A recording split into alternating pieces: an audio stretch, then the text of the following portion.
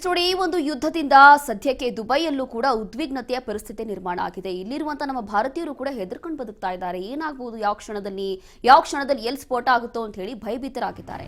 Iran ಹಾಗೂ Israel ನಡುವೆ ಯುದ್ಧ ಆಗ್ತಾ ಇದೆ. ಇಲ್ಲಿನ ಪರಿಸ್ಥಿತಿಯೂ ಕೂಡ ಉದ್ವಿಗ್ನತೆ ಇದೆ. ದುಬೈ, ಬಹ್ರೈನ್ನಲ್ಲಿ ಸಿಲುಕಿರುವಂತಹ ನಮ್ಮ ಕನ್ನಡಿಗರು, ದುಬೈನಲ್ಲಿ 150ಕ್ಕೂ ಅಧಿಕ ಕನ್ನಡಿಗರು ಲಾಕ್ ಆಗಿದ್ದಾರೆ.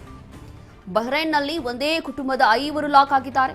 ದುಬೈನಲ್ಲಿ ಸಿಲುಕಿರುವಂತಹ ಶಾಸಕ ನಾರಾ ಭರತ್ ರೆಡ್ಡಿ ಅವರು ಕೂಡ ಬಳ್ಳಾರಿಯಿಂದ ತೆರಳಿದಂತಹ 35 ಮಂದಿ ದುಬೈಯಲ್ಲಿ ಲಾಕ್ ಆಗಿದ್ದಾರೆ.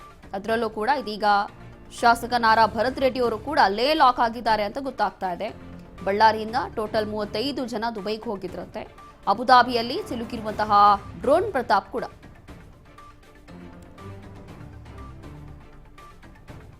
150ಕ್ಕೂ ಅಧಿಕ ಕನ್ನಡಿಗರು ಇಲ್ಲಿ ತಗ್ಲಾಕೊಂಡಿದ್ದಾರೆ. ಈಗ ಹಾಗಾಗಿ ಅವ್ರಿಗೆ ಸೇಫ್ ಆಗಿ ವಾಪಸ್ ತವರಿಗೆ ಕರ್ಕೊಂಡ್ಬರ್ಬೇಕು ಅಂತ ಹೇಳಿ ರಾಜ್ಯ ಸರ್ಕಾರ ಒಂದು ಕಡೆ ಎಲ್ಲಾ ಪ್ರಯತ್ನ ಕೂಡ ಮಾಡ್ತಾ ಇದೆ. ಅವರಿಗೆ ಹೆಲ್ಪ್ ಲೈನ್ ಅಂತ ಹೇಳಿ ಈಗಾಗಲೇ ಬಿಡುಗಡೆ ಮಾಡಿದ್ದಾರೆ. ಏನಾದರೂ ಸಮಸ್ಯೆ ಇದ್ರೆ ಕೂಡಲೇ ಸಂಪರ್ಕ ಮಾಡಬೇಕು ಅಂತ ಹೇಳಿ. ಅದಾದ ನಂತರ ಗೃಹ ಸಚಿವರು ಕೂಡ ಈ ಕುರಿತು ಮಾಹಿತಿಯನ್ನ ಕೊಟ್ಟಿದ್ದಾರೆ.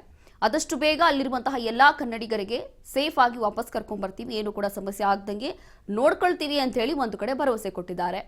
ಮತ್ತೊಂದು ಕಡೆ ಇಲ್ಲಿ ದುಬೈ ಇರ್ಬೋದು, ಬಹ್ರೈನ್ ಇರ್ಬೋದು, ಈ ಒಂದು ಭಾಗದಲ್ಲಿ ನಮ್ಮ ಕನ್ನಡಿಗರು ಈಗಾಗಲೇ ಹಲವು ಜನ ಇದ್ದಾರೆ. ಕೆಲವೊಂದು ವಿದ್ಯಾರ್ಥಿಗಳಿದ್ದಾರೆ, ಕೆಲವೊಬ್ರು ಕಂಪನಿಗಳಲ್ಲಿ ಹೋಗಿ ಕೆಲಸ ಮಾಡಿಕೊಂಡು ಇರುವಂಥವ್ರು ಇದ್ದಾರೆ.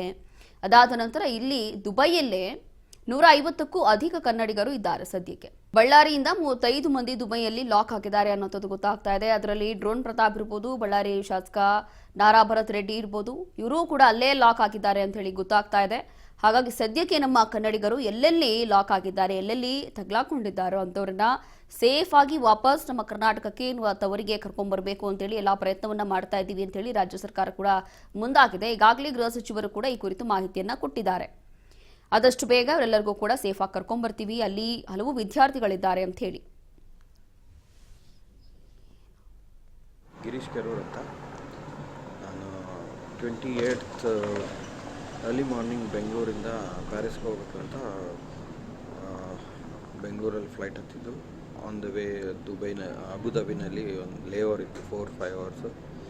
ಸೊ ಮಾರ್ನಿಂಗ್ 7:30 ಟೈಮ್ಸ್ ಬಂದು ಆಮೇಲೆ ಸ್ವಲ್ಪ ಬ್ರೇಕ್ಫಾಸ್ಟ್ ಎಲ್ಲ ಮಾಡಿ ನಮ್ಮ ನೆಕ್ಸ್ಟ್ ಫ್ಲೈಟು ಅಬುದಾಬಿಯಿಂದ ಪ್ಯಾರಿಸ್ಗೆ ಅರೌಂಡ್ 2:30 ಸೊ 2 o'clock ನಾವೆಲ್ಲ ಫ್ಲೈಟ್ ಬೋರ್ಡ್ ಮಾಡಬೇಕು ಅಂತ ಹೋಗ್ಬೇಕಾದ್ರೆ ಫ್ಲೈಟ್ ಅಟೆಂಡೆನ್ಸ್ ಇಲ್ಲ, ನಮ್ಮ ಸೆಕ್ಯೂರಿಟಿ ಕ್ಲಿಯರೆನ್ಸ್ ಇಲ್ಲ, ಎಲ್ಲ ಬ್ಲಾಕ್ ಆಗಿದೆ. ಸೊ ಮೋಸ್ಟ್ಲಿ ಫ್ಲೈಟ್ ಕ್ಯಾನ್ಸಲ್ ಆಗ್ಬೋದು, ವೆಯ್ಟ್ ಮಾಡಿ ಅಂತ ವಾಪಸ್ ಕಳಿಸಿದ್ರು. ಅದಾದಮೇಲೆ 3:30, 4, 5, 6 ಗಂಟೆ ಆದರೂ ಏನೂ ಅಪ್ಡೇಟ್ ಆಗಲಿಲ್ಲ. ಕೊನೆಗೆ ಇಲ್ಲ, ಎಲ್ಲ ಫ್ಲೈಟ್ಸು ಅಬುದಾಬಿಯಿಂದ ಕ್ಯಾನ್ಸಲ್ ಆಗಿದ್ದಾವೆ ಅಂಥೇಳಿ ಒಂದು ಸ್ವಲ್ಪ ನಾವು ಹೋಟೆಲು ಅದು ಏನಾದರೂ ಅರೇಂಜ್ ಮಾಡ್ತೀವಿ, ವೆಯ್ಟ್ ಮಾಡಿ ಅಂತ ಹೇಳಿದರು. ಸರಿ ಅಂತ ಒನ್ ಅವರಲ್ಲೇ ಏರ್ಪೋರ್ಟಲ್ಲಿ ವೆಯ್ಟ್ ಮಾಡಿದ್ವಿ. ನೆಕ್ಸ್ಟು ನಮ್ಮ ಬ್ಯಾಗೇಜ್ ಎಲ್ಲ ತೊಗೊಂಡು ಕೊನೆಗೆ ಹೋಟೆಲ್ ಅರೇಂಜ್ ಮಾಡಿದರು ಎತಿಹಾದ್ ಏರ್ವೇಸ್ನವರು.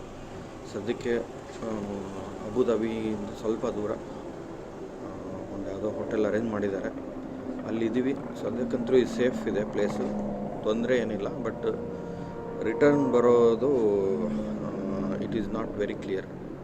ಏನಾಗ್ತೋ, ಯಾವಾಗ ಫ್ಲೈಟ್ ಆಪ್ರೇಷನಲ್ಲಿ ಇರ್ತಾವೋ ಗೊತ್ತಿಲ್ಲ. ಸೊ ಆದಷ್ಟು ಏನಾದರೂ ಅಟ್ಲೀಸ್ಟ್ ವಾಪಸ್ ಇಂಡಿಯಾಕ್ಕಾದರೂ ಬರೋಕ್ಕೆ ಏನಾದರೂ ಫ್ಲೈಟ್ ಸಿಕ್ಕರೂ ನಾವು ಬರೋಣ ಅಂತ ಪ್ಯಾರಿಸ್ ಟ್ರಿಪ್ ಕ್ಯಾನ್ಸಲ್ ಮಾಡಿಕೊಂಡು ಅಟ್ಲೀಸ್ಟ್ ಇಂಡಿಯಾಕ್ಕಾದರೂ ವಾಪಸ್ ಬರಬೇಕು ಅಂತ ಯೋಚನೆ ಮಾಡ್ತಾಯಿದ್ವಿ. ನನ್ನ ಹೆಸರು ಗಿರೀಶ್ ಕೆರೂರ್.